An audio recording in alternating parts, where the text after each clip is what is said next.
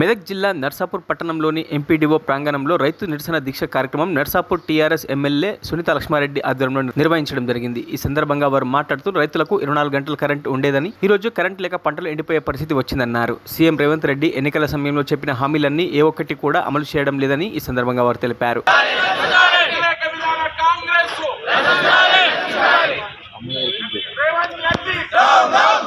నాలుగైనా కూడా ఇంతవరకు రైతుకి ఇచ్చినటువంటి ఏ ఒక్క హామీ కూడా నెరవేర్చలేదు.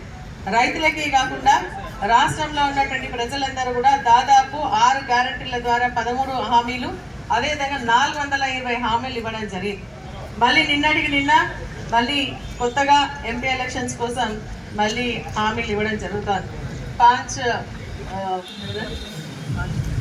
5 హామీలు 25 ఏదో చెప్తున్నారు. అంటే ఇవన్నీ ఏంటంటే కేవలం ప్రజల్ని మోసం చేయాలన్న ఒక ఆలోచనతో, ఓట్లు దండుకొని అధికారం చేపట్టాలన్న ఒక ఆలోచనతోనే ఇవన్నీ హామీలు ఇవ్వడం జరుగుతుంది తప్ప మరి నిజంగా చిత్తశుద్ధి ఉంటుంటే ఈ రోజు వాళ్ళు చెప్పినటువంటి హామీలు, మనం చెప్పినటువంటి కాదు, మనం అడిగేది వాళ్ళు చెప్పినటువంటి హామీలనే నెరవేర్చాలని చెప్పేసి మేము అడుగుతా ఉన్నాం.